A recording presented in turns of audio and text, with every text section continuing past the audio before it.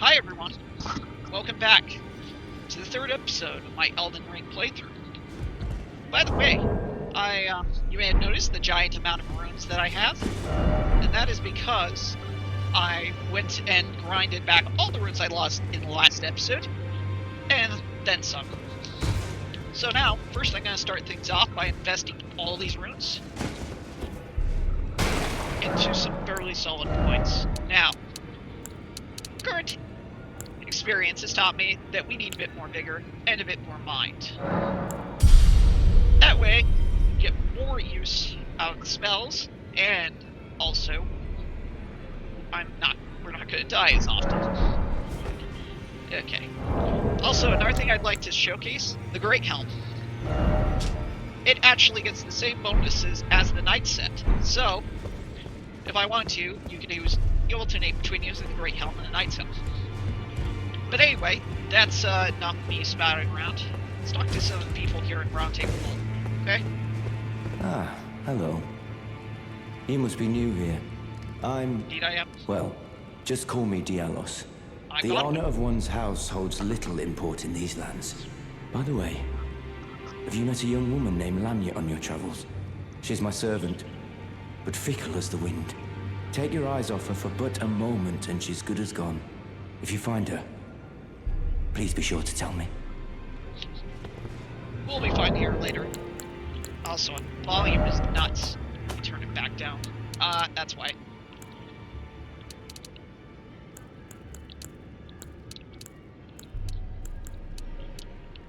There.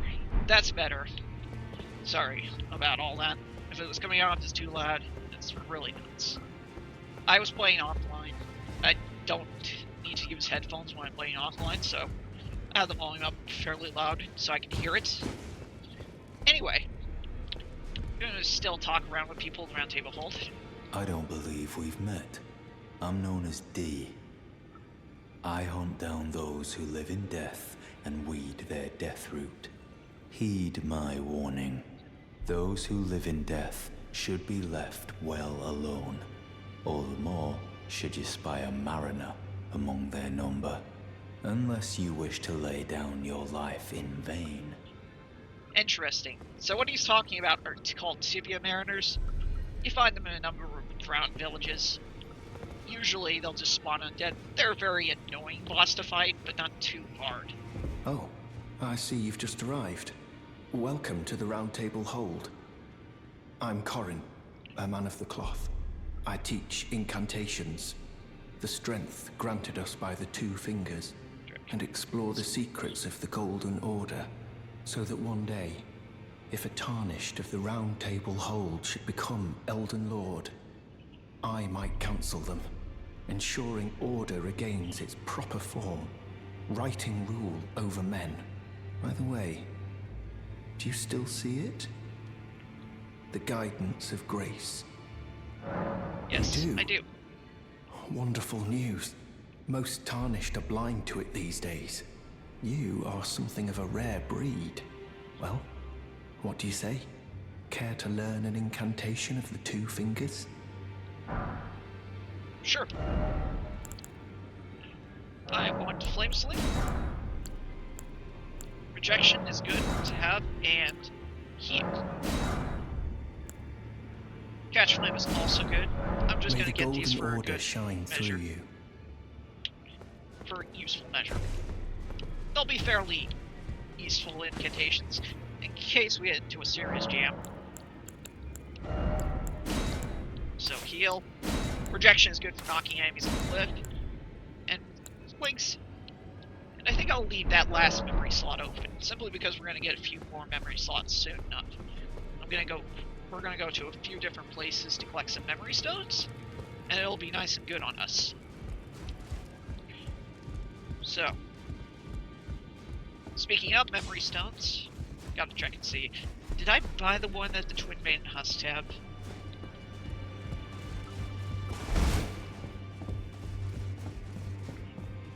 I can't remember if I did. This is just me being paranoid. Yes, I did.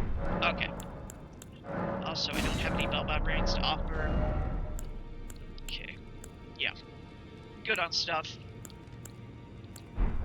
Also, do you have another storage sword key I can borrow?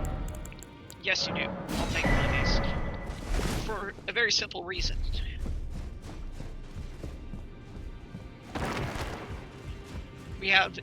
There is a decent early free range weapon that you can get here. And it's called Crepus's Black Crossbow. And it's alright as crossbows go. It gets the job done. And I like the look of it. Is it the best crossbow in the game? No. But it's perfectly good early game. And honestly, for late game, when you need to do the Mogwoods Palace Farmers. And I'll demonstrate that much later on in the playthrough. And we have black key bolts, and we have Chris's black key crossbow. Now, let's see here. Can I carry this? No, it'll put me into heavy load. Also, I need more dex before I can use it. So yeah. That guy's a little bit on the table. Oh, that reminds me. Thinking of runes. I'm gonna set that to 10. I'll just need to get some more dex. Speaking of ranged weapons, we're gonna go over here to go collect a fairly powerful bow that anyone can get fairly early game, and it will be serviceable throughout the whole game. Major Slack has used this bow pretty extensively in his own walkthroughs, so, like I said, recommend checking out his channel for a bit more specifics, but it is a extremely good bow. One of the best in the game. So, we're gonna head for the Siafa River Tunnel, which, in order to get the Siafa River, we're going to need to find an elevator here in this forest. In fact, there we are. There it is.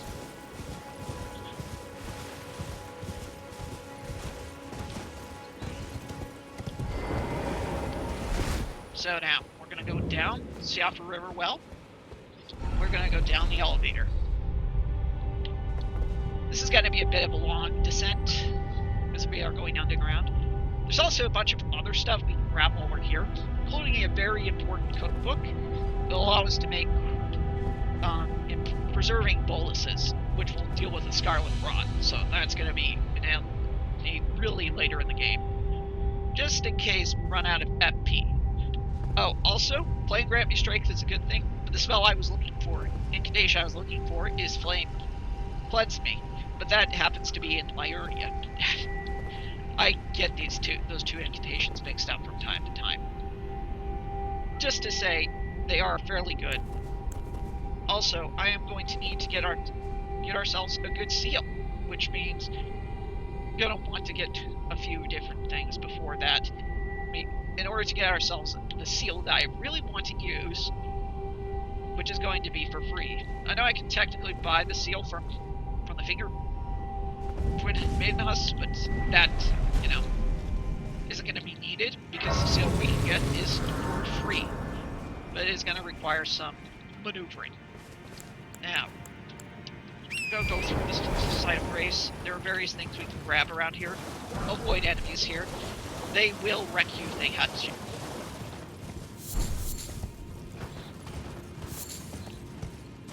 If they get close to you.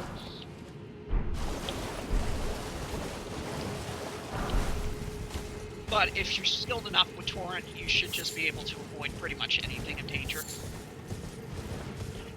If I miss anything during our initial run through here, don't worry. We'll come back later at a higher level to get that when we actually have to come down here for Ronnie's quest line.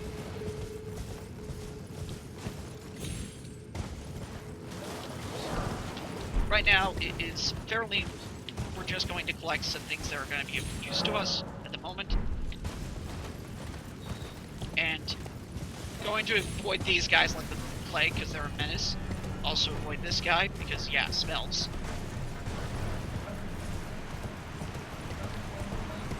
Like I said, we can just run by these guys and not have to worry about danger. At minimal risk. And up the elevator we go. To the next level, which is near where we're going to be going for. Now, I'm going to as the Siapa River type site of grace for obvious reasons. Also, having a nice low rune amount here is good because in case we do die to any of these extremely powerful enemies, these fairly powerful enemies. See, these are preserving boluses. The cookbook that we're going to get, which isn't too far from here, is going to allow us to make those. They're fairly important. Actually, speaking of making things, do I have all my fire pots? No, I do not. Yeah, make more fire pots. Always want to have some good supply of those. And I think off camera I'm going to have to go collect a whole bunch of mushrooms and smoldering butterflies to make more. Hello. I'm avoiding you like you're... Can't be bothered to deal with your death. At my level. With my low vigor, he'll one-shot me. Or close to it. Vigor is extremely important. With any build in Elden Ring, if you're not leveling Vigor, well then, you are either extremely skilled at dodging or determined to die repeatedly. See, collect the map for Siapa River, which will do this. Now you can see everywhere we're going. Now we're going to go up this hill. I'm going to avoid these guys because... and do my best to avoid them because they're deadly archers. We're going to collect this. This is arterial leaf. And more importantly, there's the inverted hawk shield, which is a fairly good shield. It is actually better than my current shield, so I'm going to swap that out for some better protection. Also looks nice and cool. So, yeah. Now, we're going to collect that cookbook. Also, I'm going to be avoiding these guys because, again, they will one-shot me if I try to fight them at the current, at my current level.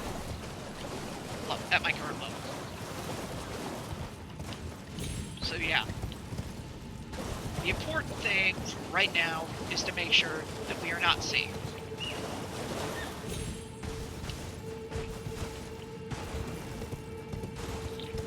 And the next part is going to require some jumping, so that's the main reason I grabbed that side case. And watch out. Those archers are certainly dangerous. And they're the more dangerous than of the two. They're the most dangerous. Okay, now we have the Spirit's Ring. Jump! Now, I'm going to paste this out. Grab this blade. This is for upgrading Spirit Ashes. They'll be very important when I talk to Roderica in a bit. Or when after we do Roderica's quest. Now, I would usually just go to Liurnia to make her go to the castle, but in this case, I'm just going to showcase her quest.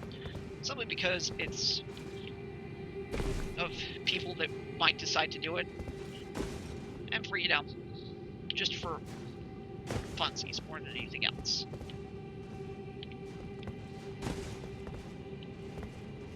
Now, this is not going to be... Now, the next part is going to require some... To get to the bow, we're going to have to do some careful maneuvering, okay? Extremely careful. See? One wrong step, and we're dead. Okay? Now... And after all that effort, moving about,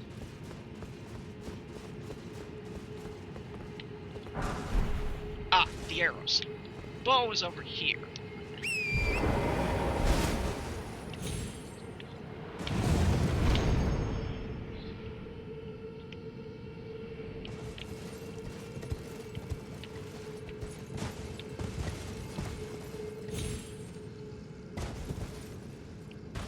Okay.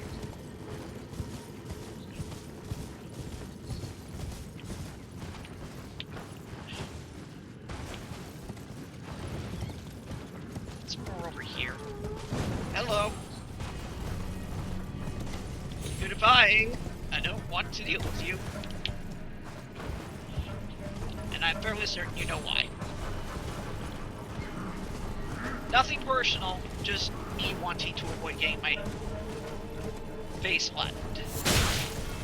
See, that's why you want to avoid the archers. They can do cheap damage, and there's a lot. There's smithing stones. Where are you?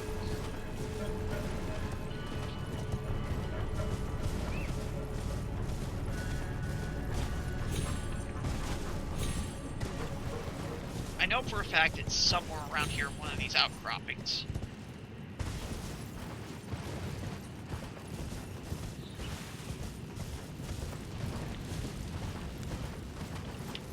Oh, also Side of Grace. Going to grab that.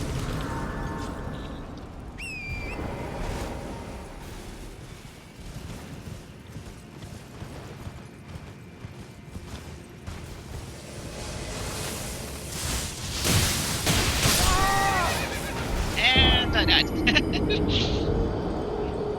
2 will-o-wisps. Or what looked like will-o-wisps. I hate will-o-wisps. Universal thing for any video game, I hate will-o-wisps. I'm gonna go back to the riverbank. I know for a fact that it's somewhere in this area.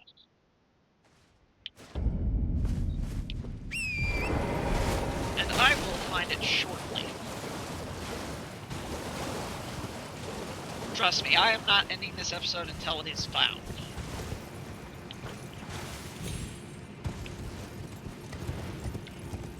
Should be right. There's the outcropping I remembered.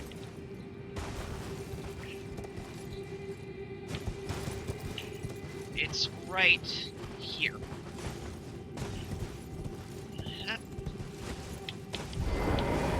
Going out towards, because towards is too wide. Ah, there we are. The Hornbow. Now this is a ranged weapon that is satisfying to use. Does some fairly good damage. By the way, this is the same bow that those annoying guys with archers use. Fairly easy, good stats, useful and usable by pretty much anybody. Scales off of strength, dex, and intelligence. So if you're a wizard, it's actually a good option for mages because of the magic skill. Said it is also good at sniping pretty much anything. And now, I want that. Goodbye. Your mother was a hamster and your father smelled of elderberries. And yes, I will keep using that as an insult. Because I find it funny. Ah, Somber Smithing Stone 2. That'll be good. Gonna need that shortly. We're gonna upgrade our sword today to level 5. I happen to, since we found that level 5 Smithing Stone while we were in Caelid in the first episode, it's gonna be very useful. That said, we want to avoid these guys. And these guys are the oddballs. They're nuts. The only really these are just the ghosts of the guys that are actually alive. The ones that live upstairs. Above us in the higher air levels of the river. We won't be able to get to that area until much later in the game. About the same time as we do Ronnie's questline. As far as Ronnie's questline. Because in order to get there, we need to defeat Radon. And, well, it's... Remember the part where I said defeating Radon? Oh, hello. See, that is why you avoid these crabs like the plague. Oh, look. Guy with the bow. Run away, run away. Remember, it is not avoiding fights. It's not an act of cowardice. It is an act of smart, of intelligence. Especially when you don't need to engage these people. If it's not to your benefit to engage an enemy, then there is no disgrace in avoiding fighting said enemy.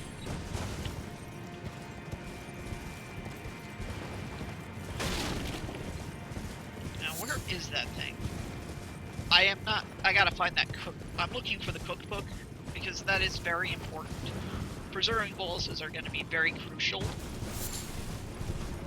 I think that going Cleanse Me will help us get through the lake rot in its own right, but it's always good to have a fallback option for dealing with that Scarlet Rot, just in case we run out of FP. And there's a nice golden room for, so that's more money. It's about...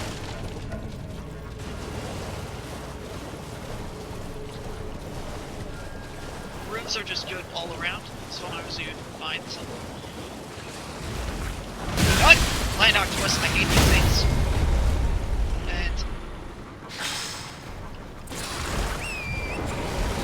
And I got away from him. Hey, Blade Railroad 2. Nope.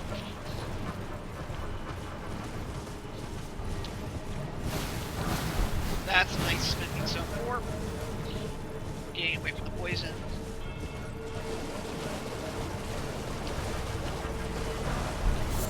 Roll calling, big multiplayer island. Completely useless for me because, well, A, I play offline because it's modded, and B, I just don't play multiplayer.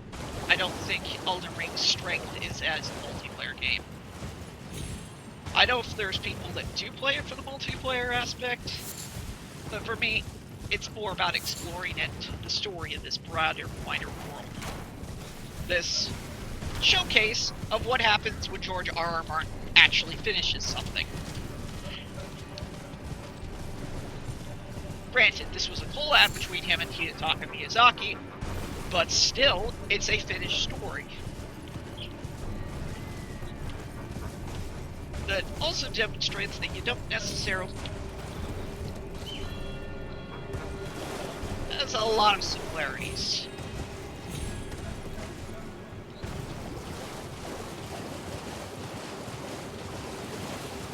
So, yeah. I know it's around here somewhere.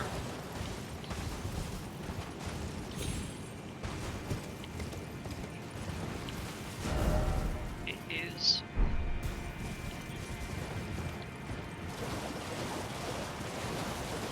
this...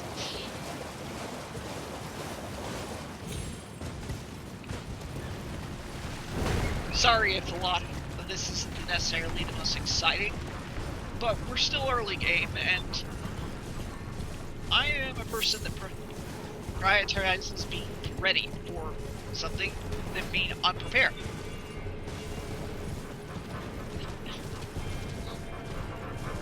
Because if you're unprepared, well, who knows what life is going to throw your way. I've already demonstrated what being unprepared will do.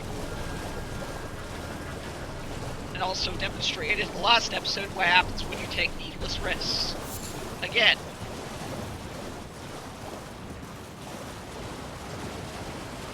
Sometimes you can take a risk and it'll pay off, but most of the time, it'll result in you getting your butt smacked down. Getting yourself smacked down by the game.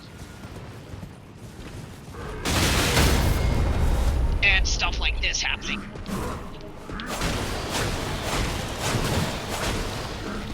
For example, see, there's a case in point exactly. I didn't need to fight this guy, but I demonstrate exactly what happens when you do stuff like this. You have a round like that. Point being, you mess around with stuff that you really shouldn't be messing around with, you'll get whacked. Straight up.